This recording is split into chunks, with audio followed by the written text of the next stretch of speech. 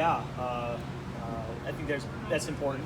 Players are make a difference. But just talking to Justin, because he was out, for I don't know how long, felt like a long time, but maybe it was only a week since the Broncos practices. And I said to him yesterday after the scrimmage, you're a pretty good football player, and I realized it when you come back after being gone, that absence makes the heart grow fonder. And when you showed back up and you kept catching the ball and kept making plays, it's like, this guy's pretty good. So, it reminded me just how good he is when, he was out and then came back.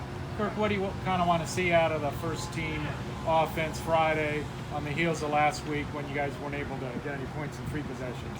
Yeah, it's not any one thing. I think it's points. The name of the game is points. So touchdowns, preferably always, but getting points.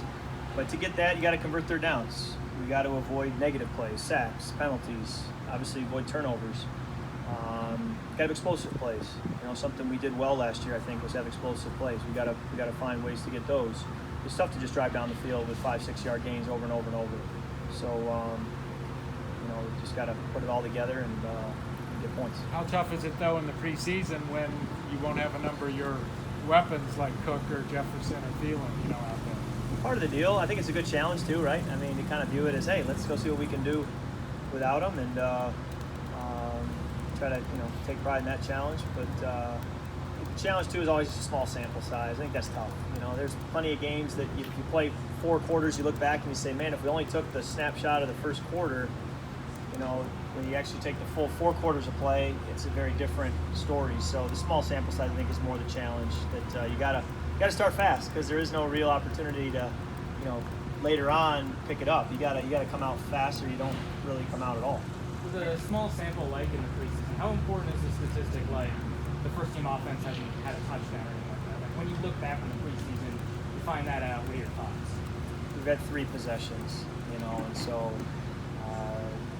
Just got to look at each series and say, why is that and how can we improve it? And if we go out in Friday night and have 3 touchdowns, you're still going to go back and look at, how can we be better? What do we need to improve? And so you're always looking back at what you got to do better, whether it's a positive outing or there's a lot left out there. Kurt, it might seem trite, but this is the first time you guys are going on the road. The Broncos came here, everyone's come here. Right. How important can it be, like on the field, but also away from the field to kind of get the bond? I think it's another piece of the whole, process of Friday night of getting out there and playing is great environment to practice communication and noise and third downs and short yardage and goal line and red zone. It's a great place to practice that because of the noise and because of their fan base. And we try to crank the noise up here at practice and you try to simulate it. And so to get a game to be able to do that, I think is really helpful because we're starting on the road with two road games. So, that's one of the many reasons you value these preseason games and you want to kind of go through the paces. Kirk, when it comes to Jefferson, he was talking last week about studying cornerbacks, and he just seems to have a mindset of always learning and improving. Does that resonate with you? Do you guys kind of connect over that? I guess, what do you think of that as him being such a young receiver and having that sort of mindset? Yeah, it's important to always kind of be a football junkie and study the game. And if you look at the great players, great receivers, through the years, the ones who had sustained success, not just 1 or 2 good years, but a decade of success, that's the way they tend to operate. And they really study it, and they're trying to learn the game to the next level. And that's the way Adam is. Adam's a really smart football player. Adam jokes that he wasn't that great in school, and I said, "You're football smart, and that's what matters. You got that intelligence." So. Playing with smart players is a lot of fun, and with Justin and Adam, we certainly have that. What did you take away from what you learned from the meeting on Monday with Dr. Michael Rosenthal? Maybe what insight did you provide before that meeting? Yeah, it was a great meeting, informative, and, it was what it was. With this off-season being a little bit more closer to normal with in-person preseason games, is it noticeable how much maybe more prepared you are for the regular season than what you guys were able to do last year? Yeah, I think last year was a bit of an unknown going into the first game. I remember how eerily quiet it was in the stadium, and just didn't know what it was going to be like.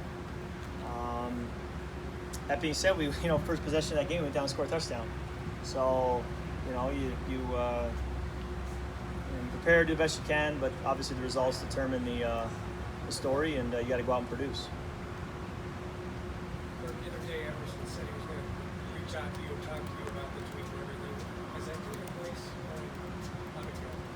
Yeah, we actually talked in January, so yeah, it's kind of old news. Yeah, it's great to have him back. Great to see you smile around the building. Yeah, I talked to him a couple days ago. Yeah. Alrighty, thanks guys. And Chris, you got this nations thing going with your hats and your shirts. We have a deal. I don't even know what I have. Oh, Oman. Okay. Yeah, you've had Bulgaria. I think a lot of the Eastern Bloc countries you've been focusing on. And I rolled this one out. You kind of roll with the Olympic Okay. stuff. Well, I quite a rolled this bit. one out just for you because you liked my Right. Sydney sweatshirt. Do you Right. approve of this one? Right. So, you got any other Olympic gear in the closet, or I'll try to do it in chronological All right. order of the Olympics. keep the? I'll start with unique- Athens, 1896. There you go. Okay. Keep the unique nations coming too. See if you can really get us on a deep cut. All right. Okay. All right, please.